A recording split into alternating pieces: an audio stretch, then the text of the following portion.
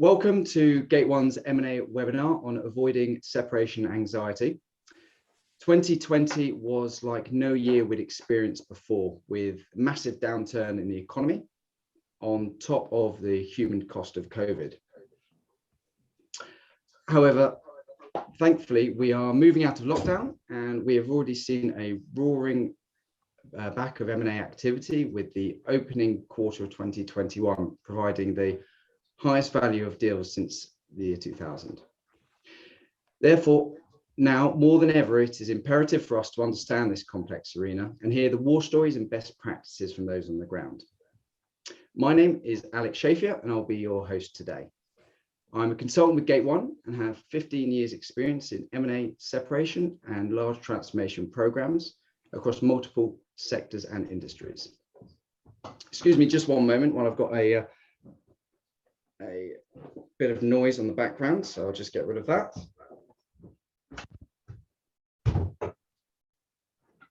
And I shall continue. So today we are discussing the challenges and critical success factors of separation and divestment. And we're delighted to be joined by three industry-leading experts who have first-hand experience of multi-million and multi-billion-dollar separations and divestments across GSK, Whitbread, and Kier Group. For those who don't know Gate One, we are a digital and business transformation consultancy focused on designing and delivering meaningful change for our clients.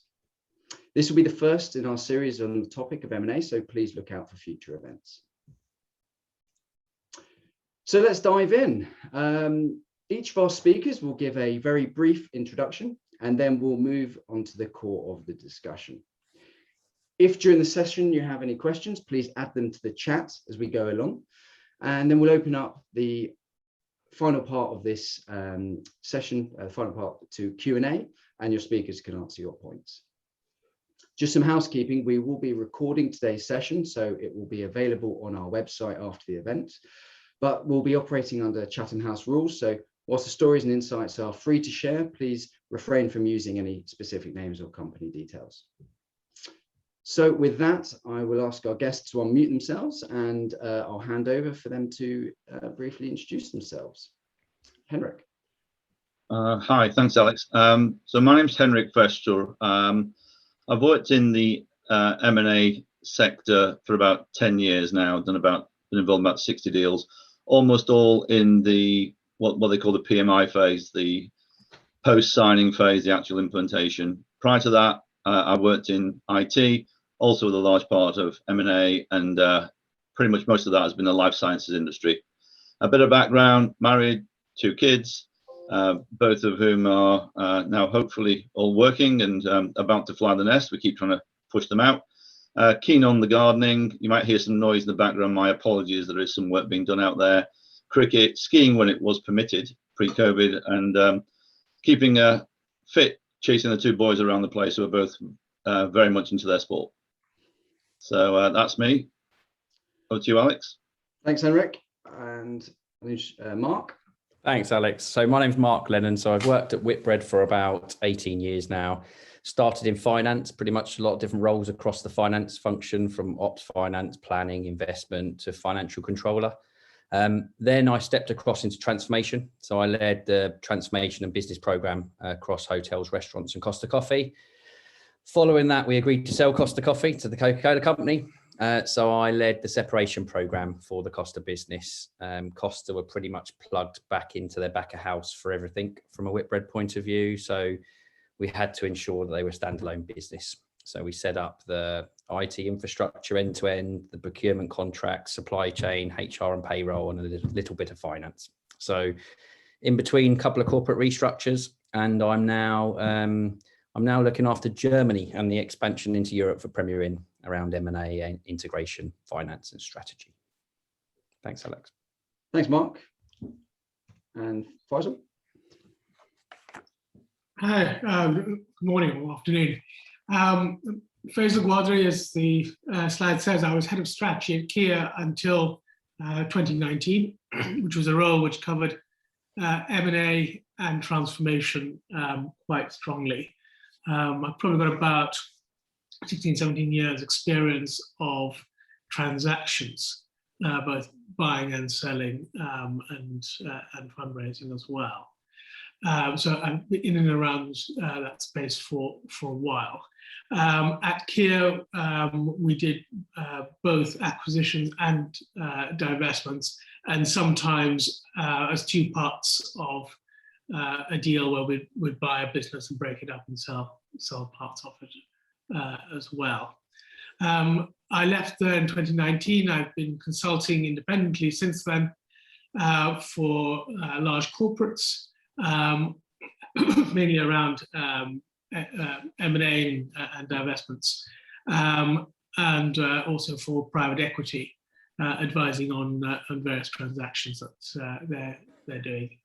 And on the side, more as a hobby, I have working with some construction tech startups, and not as a hobby, but as what sometimes feels like my full-time occupation. I have a 1-year-old at home who is far more demanding than any client that I could possibly work with. Yes, the joys of children when working from home. Fantastic. Well, thanks for those introductions. So I guess I'll just drop the slides now, and I think we'll dive right in, if that's okay. So Henrik, to kick us off, could you talk through some of the top challenges or issues that you've faced through separation and divestment? Yeah, thanks, Alex. I always start whenever anyone asks me this type of question with every deal is different, and whatever you learn in the first X deals, and I've done about 50 or 60 now, which I know is more than some and less than many others, you end up realizing that the 61st will not be like the first 60 for various reasons. So it's very difficult to sort of say this is always the issue. So number one is everyone is different. I think that's important to realize and accept. But there are some themes that I'd say run through it. The biggest challenge I would say is understanding the other party you're dealing with. So, and by that, there are several facets to that. What is their culture? Often we do a deal as GSK with another multinational, and you say, oh, well, they'll be the same, they're another multinational. But there are differences. And even if at the top line they look similar, there are definitely nuances and difference in that culture. So what's the other party's culture like? How does that fit in with the culture that you've got of the business that you're separating out? Another key factor about that party is their capability. Have they done this kind of thing before? Is it something routine? Do they do it all the time? Is it the first deal they've ever done? And that is going to give you quite a different situation where if it's the first deal, it could be a bit more challenging maybe if they haven't the experience, or maybe a bit more exciting. So always two sides of the same coin. And the third part with the question with the other party that you're dealing with is, what are their value points? Why are they doing the deal? There's a reason they're buying the business. There's a reason you're separating it. They may not be the same. They probably wouldn't be the same. Otherwise, they wouldn't want to buy it and you wouldn't want to necessarily sell it. So there is this question about what is that other party that you're dealing with? How are they? And that usually is the number one sort of issue in mind and thought in mind, how to get that working relationship right. The second part around a separation is what is its scope? So that may seem pretty clear. I'm selling this business or I'm selling whatever it is. But within that, what are the people involved? Where are they in the journey? Are they happy? Are they not so happy? Are some happy, others not happy? Where are all individuals in that? And there's often a mix. So how are they going to take it? How do you work best with them? How do you communicate with them effectively? So that's important. What type of structure is the deal? Is it an asset type deal, an entity type deal? Again, those can create different pressures, different expectations, different challenges. With an entity, there's all the history of that company. There's all its financial records that need to go over, audit, risk, liability, all those kind of questions. So they do form a different emphasis and a different set of conditions you need to consider. And another one around the scope is geographic reach. GSK is a multinational company. So sometimes when we do a separation, it's 110 markets. We've just announced one not so long ago where there's 110 countries involved. We've also done a separation in one country. Quite different in the structure, the approach, the way you'd want to go about that to make that type of deal separate effectively. And I'll probably say the third thing, and it's one of those that people often take as read but don't see as a real issue until it may come around and potentially cause a problem, is funding and money. Ultimately, the transaction is being done usually in part because money will change hands or some form of resource change will occur. So who is going to pay for what? Is it clear who's going to pay for what? Is it clear where that funding will fall? Because a lot of tension can follow in the actual process of separation, and a lot of delays can potentially follow if you're not clear right up front who is paying for what, that the parties agree that that's how the costs will be, and that can allow the process to go on. Otherwise, funding can become a major stumbling block. So I would say those are the three key points. For me, those are the three key points in that, probably that priority. Who are you dealing with? What is it that you're selling? And is all the funding and money and the resourcing in the right place to make that happen? So those are probably my three key points to take away, Alex. Thanks, Henrik. And interesting when you say under the scope and the type, the people element of that, is that both internally your people and those in the retained business? Is that people that are being maybe separated out, and also I guess the third party that may be investing in that entity? Absolutely, all those. So the people who are going to transfer. It's a very good point about the retained people, because people, it's often forgotten that when something is separated, and quite often it's not the whole business or the entirety of the trading entity or whatever's going on in that particular country or sector, that there are people left behind. And left behind can be a feeling of being left behind, of somehow being ignored. So it's very important to absolutely communicate internally with your own staff, not just those who are separating, but also those who are remaining, as to the logic and what's going on. And absolutely, as mentioned, the people that they will then be transferring into, as it were, the buyers community, the buyers staff, how are they feeling? What are they thinking? Because if the buyer is looking to take those people on, maybe some of them might feel under threat. There are new people coming in. Are they a threat to the existing population? And how might that play through? So there are a lot of people dynamics, a lot of cultural dynamics that really need to be thought through very carefully up front, because these can, if people are not motivated, it's very difficult to make these separations work. And it's about doing it the right way. So all those aspects, and externals, that are the wider population out there as well, people in suppliers, people at customers. You want the business to be successful and continue after separation. Yeah, absolutely. Okay, thanks, Henrik. So maybe Mark, turning to yourself. I mean, obviously your experience with the separation of Costa. I mean, if you were to be going through that experience again, which I'm sure you may run away from. I'll give it a pass. Thanks, Alex. So, well, I guess in which case, if you were to be doing this again, is there anything you'd be doing differently from the outset, or any particular rules that you'd be laying down as you start on this? Well, similar to what sort of Henrik said there, around it is generally around the people and the scope and the timeline that we're working towards from a separation point of view, what we contracted, etc. So I don't know if I'd have sort of a couple of hard and fast rules, but I think it's each one's dependent on the deal or the scope of the geography of the deal. Our deal, we were actually next door to the Costa building because we were part of Whitbread when we separated. So, and we were using all third parties that were predominantly UK based. So although they were UK based, they were scattered all over the UK. So, and as part of the scope of our separation, obviously Costa were plugged in to all the back of house. So we had to stand up their IT suite end to end, which was a large part of the program, which obviously, it probably involved around, 150, 160 IT consultants across Whitbread, Costa, and multiple third parties all over the UK. And although we've been getting much better in the last 12 months at working remotely, etc., I think that just generated quite a lot of frustrations and built tensions, I think, generally around lack of pace or traction on the program.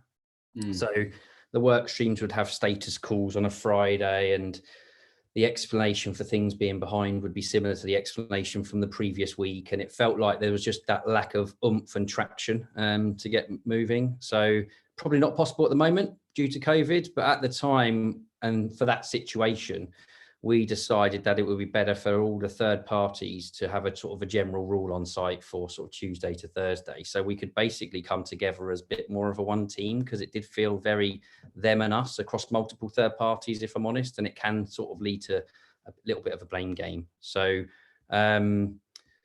freed up a wing of the building. We basically had the TSA and separation team working together, and we resolved lots of issues much faster. I mean, you'll probably remember, but we managed to pull work streams that had been read for a number of weeks into the green camp.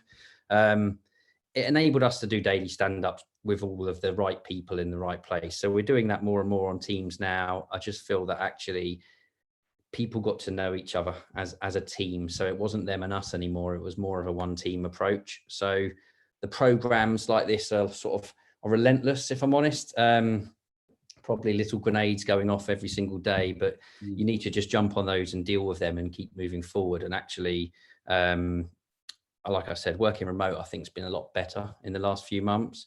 But before, the team didn't really know each other, and actually it's a bit of that one team culture really helped move us forward. I think we made quite good progress, Alex.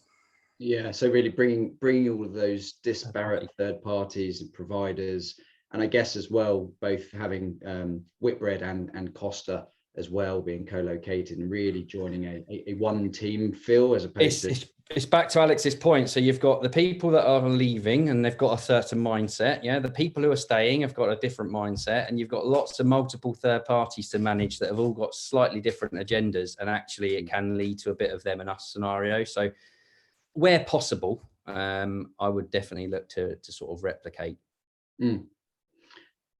Thanks for that. I mean, that actually, I guess, kind of brings us to the next sort of point that I wanted to actually bring Faisal on, which is just around the planning, really, which is some of these things you can plan for up front, because actually with experience you might say, well, I need to plan to have co-located teams or how that structure is going to look. But I guess in your experience, what was the hardest things to plan for? Were there any unforeseen areas that in the separations or divestments that you've been involved with that you could shed any light on? And I just because we're on Zoom, there you go. It's actually that's one of the points I would make on that. A couple of points I'd make. One is follows quite neatly from what Mark was saying, because the first area that you can't plan for entirely is the people. I mean, obviously there's a lot you can plan,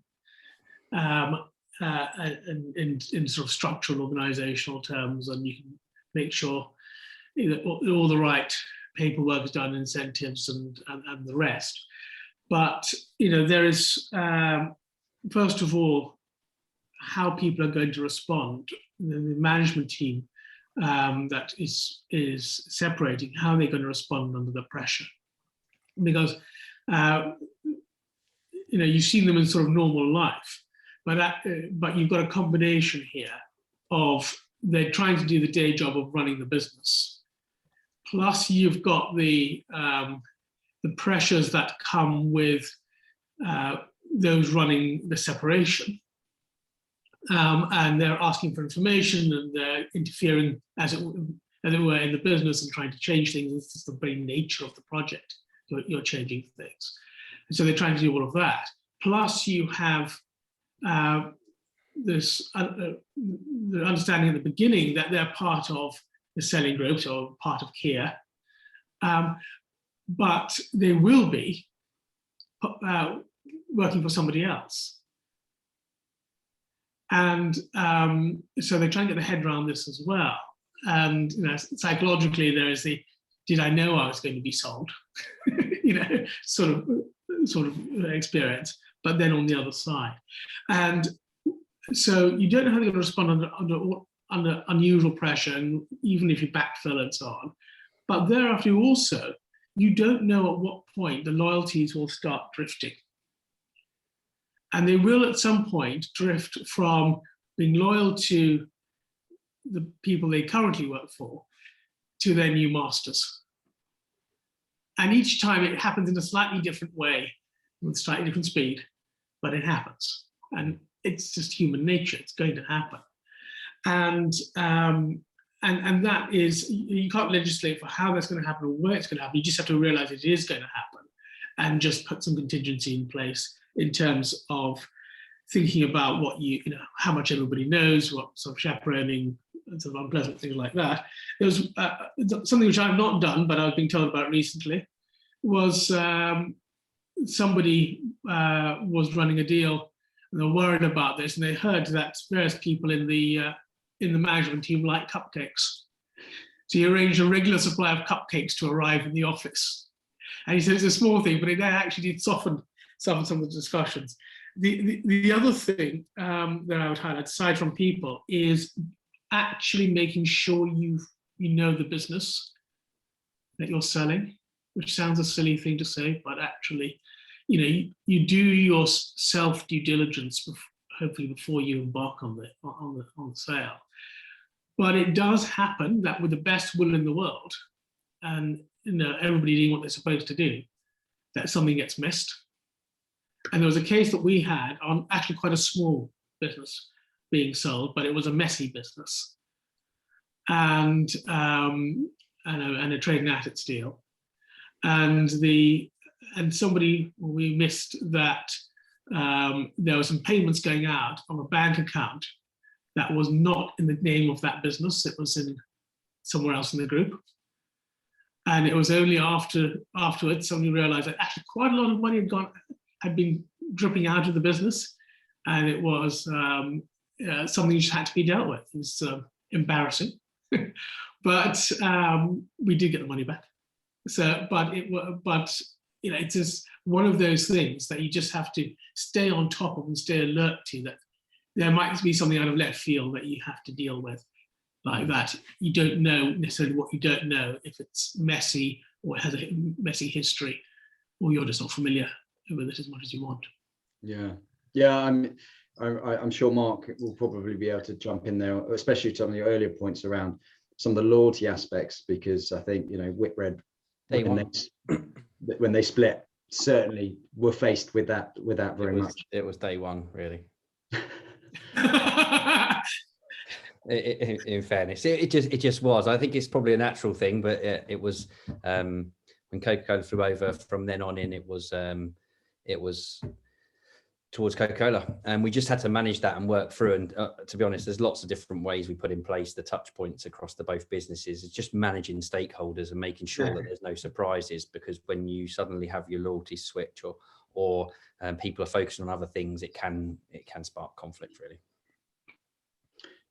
I guess also the lack of free coffee. The Whitbread side, no longer free cost of coffee. So, I guess part of managing some of this from a central perspective, certainly from the separation team, is to have a strong separation management office. So I guess, Henrik, you've led a number of separation offices in your time. So what would be the critical aspects to ensuring that role is in place and can lead to a successful separation? That's it's also one of those that we quite often get challenged on, because I sort of mentioned previously that funding is a key issue, and such separation offices tend to cost money. So there's obviously pressure usually on justifying them, and do they really pay for themselves, and are they necessary? Certainly in my experience, they are absolutely essential, I would say. Having a properly set up separation management office is almost a prerequisite for success. It wasn't the one in GSK, but I was asked to someone asked me for some advice. They were doing some work elsewhere, and there was no separation office, and it was almost, I was trying to struggle to understand how they were going to achieve it, and they themselves were trying to work out how to do it. So to me, it's a prerequisite, it's a given. But what makes the difference between a really successful one and a less successful one tends to be a few things. The first thing I always look for is experience. You're actually in that separation management office. You ideally want people who've been through the heat of action, as I describe it. They've seen it, done it, understood it, preferably on several deals, preferably of one somewhat similar to the one you're doing. Every deal is unique, but if it's something similar, so if you're doing a multinational deal, it'd be great to have an SMO populated by people who've done multinational deals before. So they'll have an understanding of the kind of issues that are coming your way. It's, I believe an SMO is actually more important than having guidelines or a checklist or a playbook. It's great to have a playbook, but a strong SMO who understands what they're doing and understands the kind of intricacies can then adapt to the circumstances that come along, and those circumstances will come through. And as we heard, there'll be challenges. Some of the people will already think they're working for the buyer before the deal is even completed, and that's understandable. That is completely natural. You will be hit by unexpected events. You've done as much diligence as you can, but you can't do everything. So you need the experience to be able to do that, but you also need them to be very disciplined and very organized. When those problems occur, when the issues come through, it's important that SMO is the core that stays calm, it stays disciplined, it stays structured, it brings in issues, it handles issues, it makes sure issues get done. Very important that those processes run consistently, that people don't get dragged into the issue of the day or the concern of the day, that there's still that machine running in the background to keep things moving, because after the first issue, there'll be the second issue and the third issue. And that the communications between the groups within the organization and with the buyer, the other party, are kept solid and kept consistent. It's vital the SMO is a communication conduit and ensures the communications run effectively. And people call it change management, call it communications, whatever phrase you want to use, transformation. It's vitally important those things continue, because if they don't, you get drift. And once different groups start doing different things, bringing them back together, I describe it as herding cats, but the windows have been left open, the doors have been left open. So as soon as you get any of them in the room, they're all back out again. It's important that when you're bringing people together and keeping people aligned, that continues all the way through the process. Because once you start losing that, it's very difficult to get people realigned. And the other part that's very important for the SMO, and one I've really, I suppose, identified more recently as a key contributor to success, is that the people in the SMO understand the value of the transaction.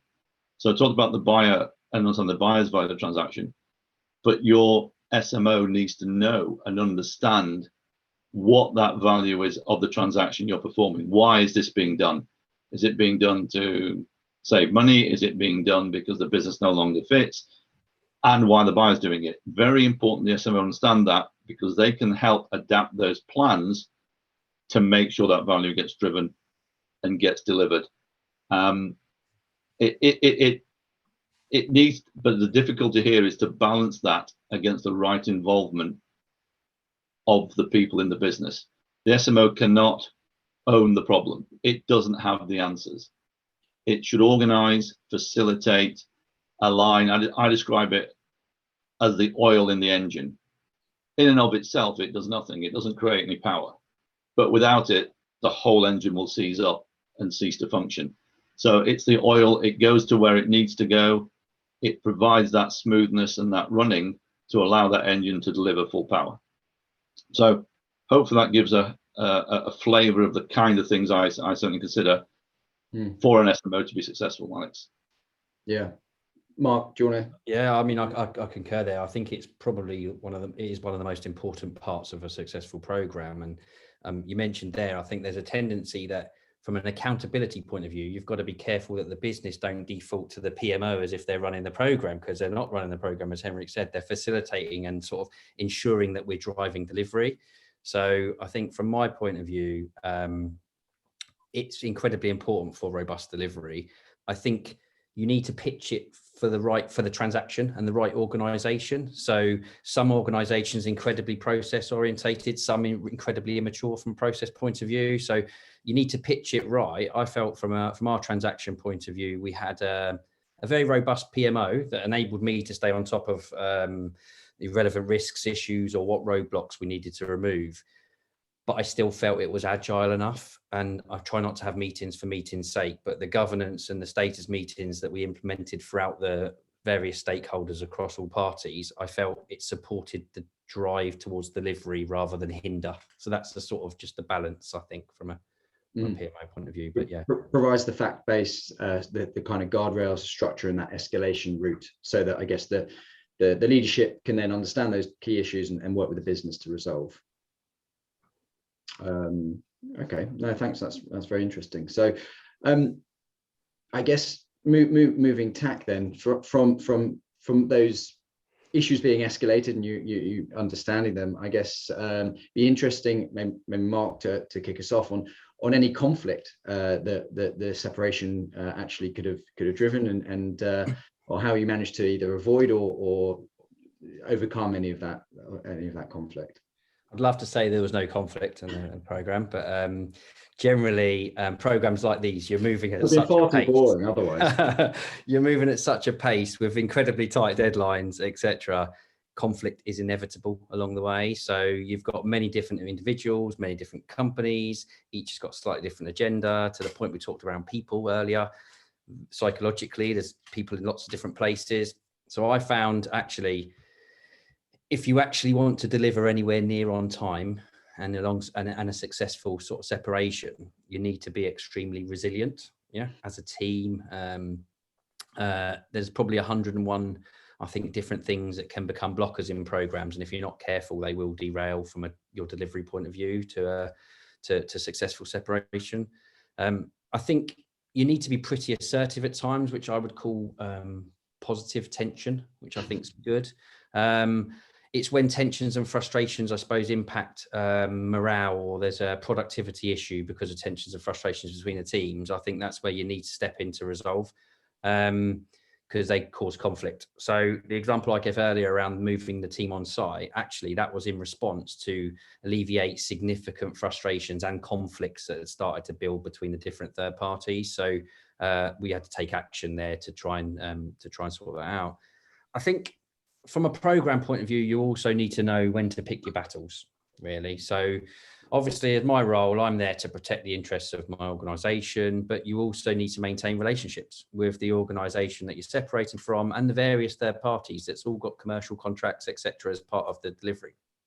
So you need to ensure you collaborate to help those sort of relationships, but you need to know when to stand your ground and be assertive as well in order to drive the delivery. So I found pretty much it all probably hangs in just having the right governance. So it's sort of related to the PMO office, but it's having the right governance and structure in place that helps you put out those fires before they become forest fires, really. So we had a TSA governance structure across the various services that we were contractually providing Costa and Coke throughout the separations. We had a 24-month TSA contract with Coca-Cola. We had a 12-month task to separate, although we had a 24-month contract. But so for various reasons, obviously both businesses wanted to get on and move strategically. It gave us regular forums, though, with the heads of functions in the Costa business to talk performance, raise any concerns and escalations. And the sooner you resolve those escalations at that level before they bubble up and turn into conflicts, really, that can derail the program. I have a HR, finance, IT, procurement, supply chain governance forums. So it sounds like a lot, but actually it wasn't onerous. They all fed into the program office, mainly around project delivery and tasks. And the team on the program would have workstream meetings, obviously, to work through the plans, the tasks, the status and the risks. And then I would have 2 weekly with the key third parties and the Costa leadership team, just to bubble up any things that are coming out the various work streams so that we're on top of it. And then lastly, I sort of chaired a monthly separation meeting with the Coke and the Whitbread executives on plan delivery, change controls, TSA performance. And again, lots of different touch points, managing stakeholders really, but lots of different touch points so that you minimize surprises and therefore minimize conflict really. So it sounds like by really ensuring there's a high level of communication across the organization, all the parties talking to each other, and early escalation of these issues was, I guess, a key way of making sure that they were known about and talked about and had the various forums before it became. You still get it's minimized, right? So you're still going to get conflicts and things that come up, but it's about how you minimize that. And Henrik made the point around communication. It's really key from the program office. So how you make sure that's really clear communication. Nobody likes surprises, Alex. So anywhere there's surprises, it tends to get people on the defensive, which can cause sort of conflict and tension.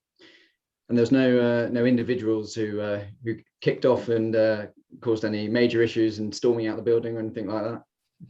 Not that I can remember, Alex. No. Well, that's good to hear. So I guess does it? I guess before I move off that topic on conflict, is it, Henrik or Faisal, do you want to dive in on any of that? Yeah, just briefly on the conflict, and I totally agree, it's communication. And again, Mark, what I have found useful is when we start off on the project, the first thing I say is please expect conflict. There is no reason to expect that there won't be conflict. There is no reason to expect that the seller and the buyer are aligned on every aspect. You know, the buyer generally will want to get it at the cheapest possible price. The seller wants to recover their costs, for example, in a TSA. You might want to get up as quickly as possible, but different people have different objectives. So the key here is to expect conflict. And I think I totally agree with Mark. The sooner you escalate or the sooner issues are raised, the less emotion gets into those conflicts. They become more discussion topics. If you allow issues to fester, then people get vested interests in the outcome. You know, it becomes a win-lose. You know, this person won in that conflict, lost. If the conflict is very quickly escalated, it becomes a question of data and management.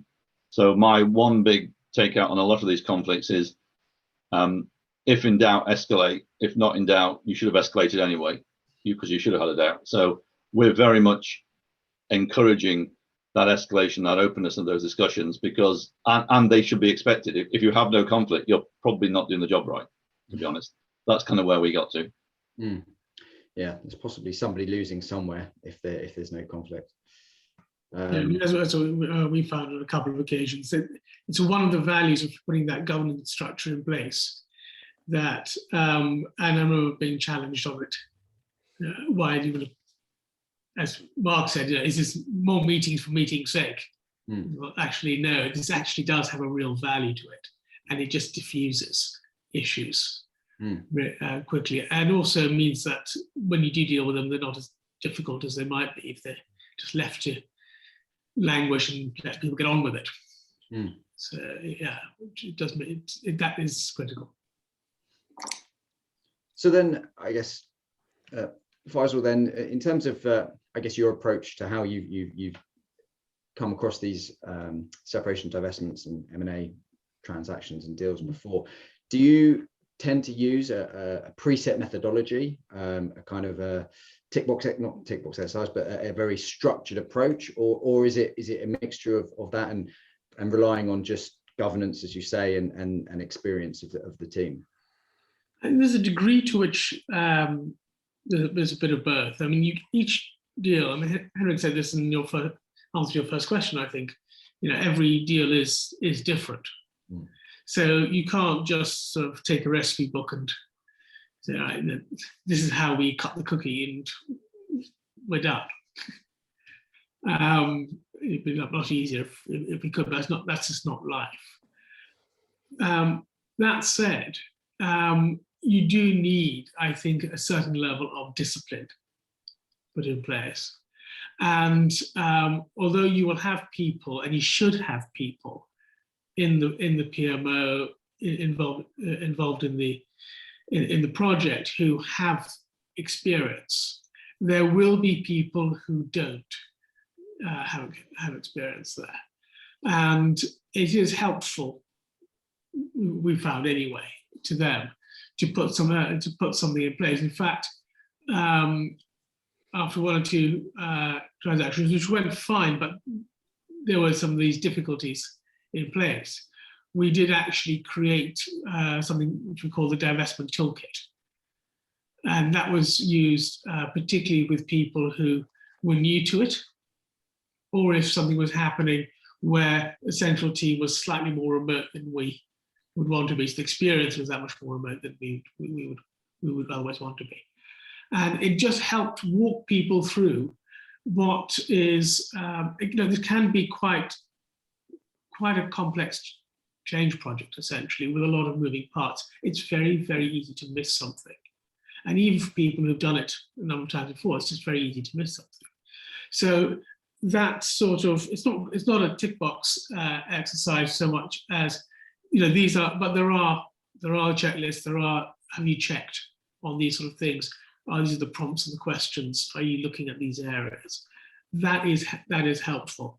So I think it is a blend necessarily of the governance and the experience. The experience is non-negotiable.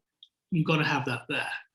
The governance, we've talked a few times now about why that's important. So you need that there. And then this is part of that suite. It's not either or. It's a blend, and you adjust that blend according to whether it's a large transaction, small transaction, complex. If you're doing a separation of a business that has a lot of its own systems and you're selling it to trade, that is probably likely to be simpler. You might not need to as heavily go at it as, say, if you separating a business that's linked into a shared service center, which we've done, and you're selling it to PE. But nothing to plug it into. And so, that's a different level of complexity, and you need to make sure, again, how much you build into the scaffolding around what you're doing to keep the whole thing together. And I guess a lot will then be based on the experience levels of the organization as well itself. So I know, obviously, Mark and Henrik, you'll have very sort of different views on that, because Henrik comes from an organization where maybe a more developed divestment separation sort of approach versus Mark, your organization. This was obviously hadn't been done for many years within Whitbread, so probably had less of a experience within the. But in a sense, you've got sort of three teams involved here. You've got the people in the business themselves, the management team there, who are pretty integral to this. You've got the selling entity, and you're right. What level of experience and comfort is there that having done this before? And then you've got the buyers, and how many times have they done a carve out? From a larger group. And so you've actually got these three sets of people in effect. Well, it's probably two sets and somebody watching it more, that you need to think about, and you probably need to have to make sure they're all talking as well to deal with some of those issues. Absolutely. Okay, thanks for that. Well, as we're moving into the sort of last 10-15 minutes of the session, I've got a couple more questions, but if anyone of the audience wants to ask any questions, please either pop it into the chat or drop us an email, and we'll make sure we come and answer those questions. So please feel free to do that. So I guess a couple of questions that I wanted to cover off was really about how do you, during a separation or a divestment, how do you protect the ongoing business? How do you protect BAU? Whilst delivering a very complex separation. So, obviously the business is going to be, focus is quite possibly going to be elsewhere. There could still be in-flight, large scale transformation programs ongoing, or other deals or other things. So I guess it would be interesting to know how, if you faced that in the past, and how you've managed to balance, those competing demands on time. I don't know, Mark, do you want to? So I suppose from our point of view, we were budget hotel business and a Costa Coffee chain. And actually, so we were divesting a pretty big chunk of the business. So actually, from a complexity point of view, and as I mentioned, Costa was effectively plugged into the shared service centre and back of house of Whitbread Group. So to say that it wouldn't impact BAU, I think there's no chance that was going to happen. So I suppose I looked at my role to try and say, how do we absolutely minimise the impact on BAU? So my role was sort of looking after the transitional services for Costa and Coke, and then separating those services and creating the sort of, so they can stand on their own 2 feet, if you like, from an IT, supply chain, procurement, etc. So it sat within the remit of my team rather than various different people in the business to try and sort of protect that in. Although obviously the transitional services are plugged back into the back of house functional teams in the business, but I sort of tried to manage that through the governance process, Alex, really. And again,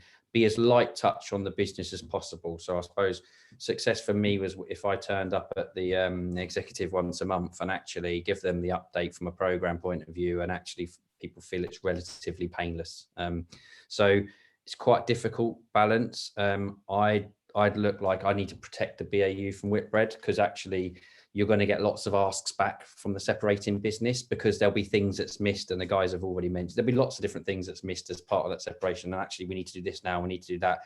And I see my job as the custodian to make sure that we were managing that with the right balance, so that we didn't sidetrack BAU, but we maintain the relationships and successful delivery. So it's a bit of a balancing act, really, Alex. It's there's not a ready-made answer, I don't think.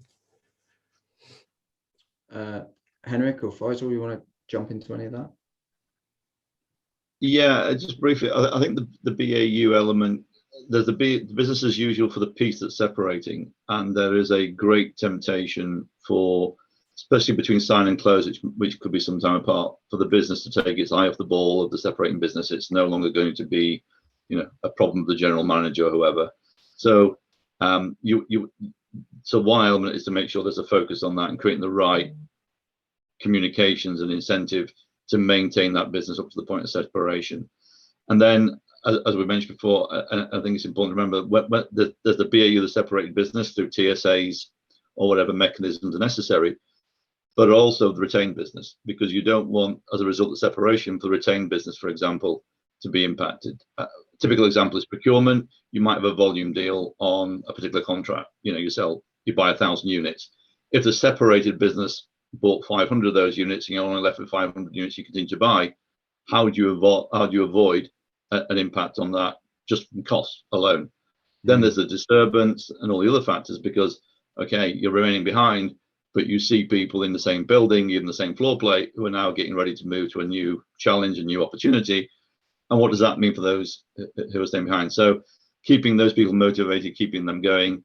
And the last point, I think you mentioned, is to run transitional services, to then exit them requires effort.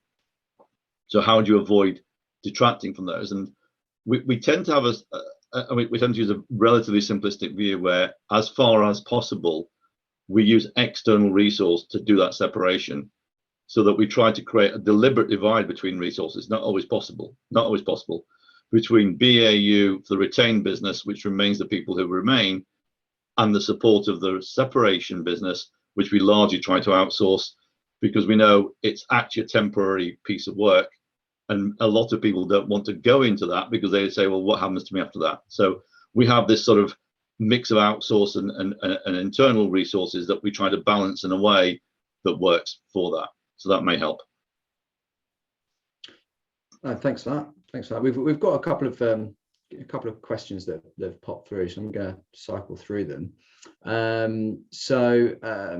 question here around budgeting. So any top tips for practical advice on how to go about developing a separation budget?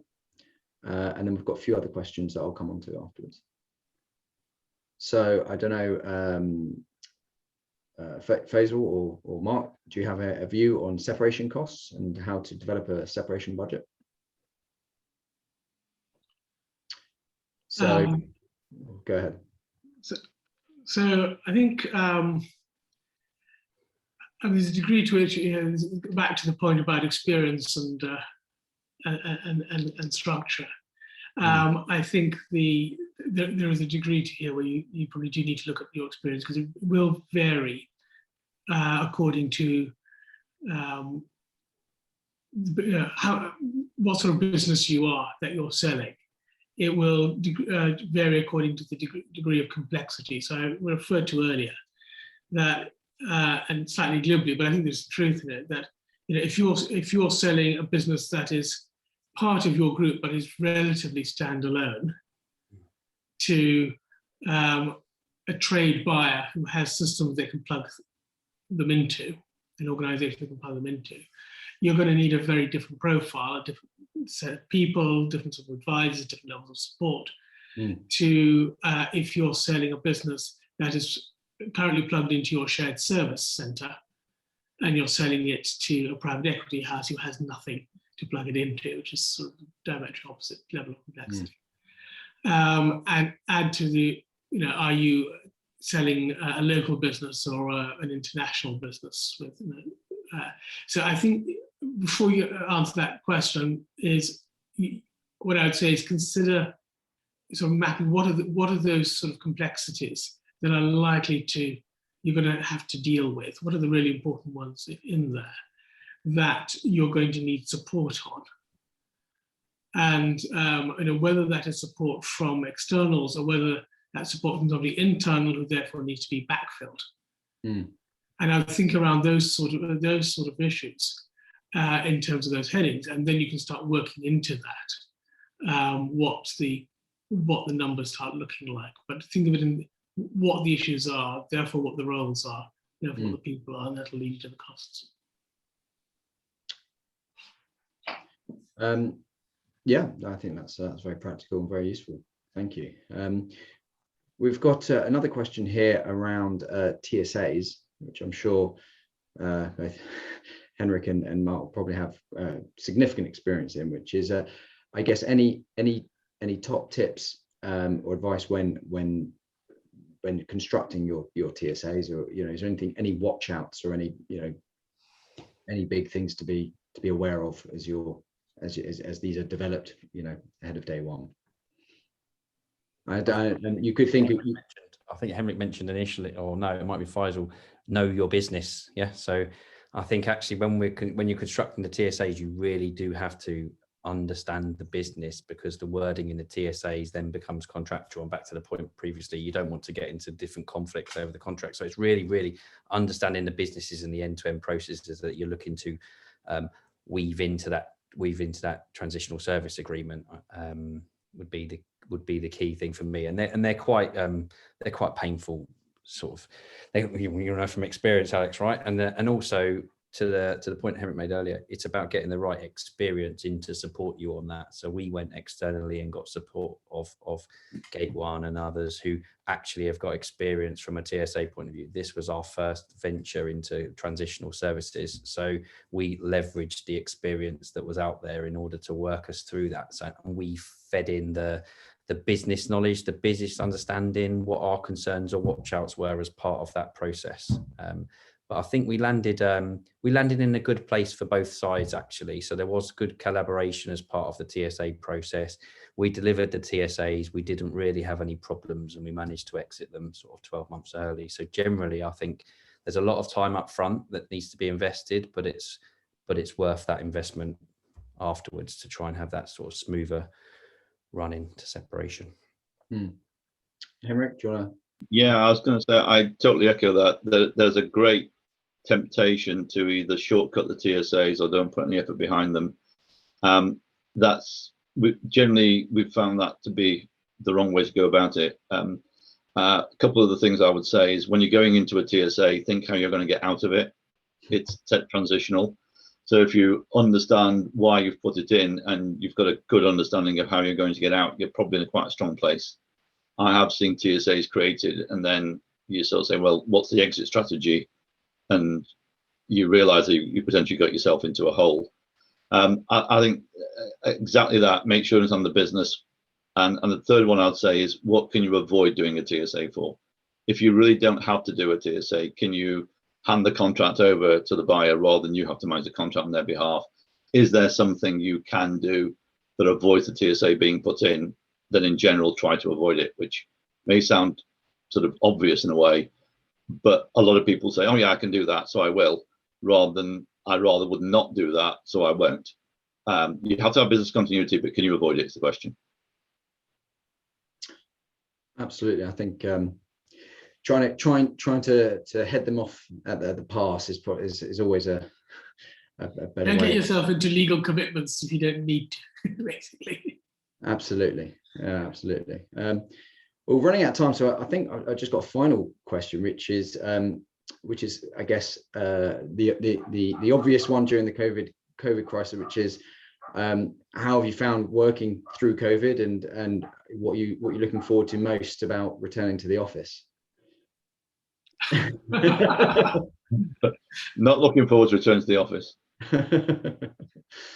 Not enjoying the commute, or not enjoying the commute, or is it just the fellow people in the office? The commute. It's the commute. Now, I'd say that it was interesting. I'd say that the separations that have been, and it was we were doing, and it's pretty, it's well known. GSK doing a deal with Unilever in India. There were 26 locations to be transferred, and the deal completed and was finished end of April last year, right into the COVID breakout. But the reason it was successful is the relations were generated very early on. So I would say the times we've been able to successfully complete, or particularly able to successfully complete, is where those relationships were able to be established. It's a lot more difficult in technology such as this, but even more reason to put more emphasis on that relationship. That's what I would say I found with the COVID impact on the work we've been doing in terms of separation. I think something very similar. I mean, it's where things have worked more easily. It's when you've already established the relationship, you know people already. So then having a conversation like this is fine. It's where you've not met them before. But that's a general point about working through COVID. It's not a peculiarly not peculiar to the subject, but it does mean that Henrik's absolutely right. I agree with this, that you have to work that little bit harder on the relationship, because you can't just have a chat in the office or go for a cup of coffee or drink or something. You need to make a bit more of an effort, and to make it easy for people to contact you. Not can I have a meeting, but as for a quick question, or as if you were popping your head around your door, sort of arrangement, which is harder. But I think people are getting better at it. Just in time to go back to the office. Yeah, exactly. Just as we've cracked it. And of course, unfortunately, I've just got a text message that Mark has apologised because his Wi-Fi has now cut out at home, which is why he's unfortunately dropped off for the last few minutes of the call. So it's that's not my fault. Exactly. Welcome to the new norm. Yeah. Or maybe he just didn't like the question. It's when the Wi-Fi starts cutting out strategically at certain points of negotiations, then you have to say. Yes, exactly.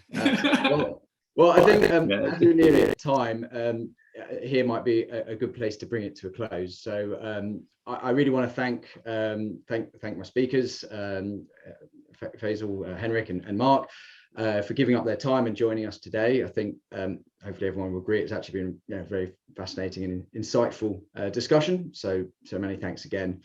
I'd also like to thank the attendees for joining and coming along today. Hopefully you've learned something about the topic, and suspect we'll be seeing a lot more activity in the market to come. So finally, I guess just to signpost to some future Gate 1 events.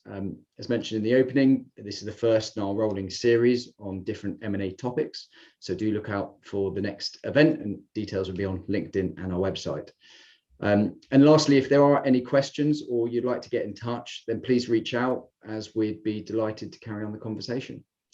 So with that, I will close the session and say many thanks, and have a great day.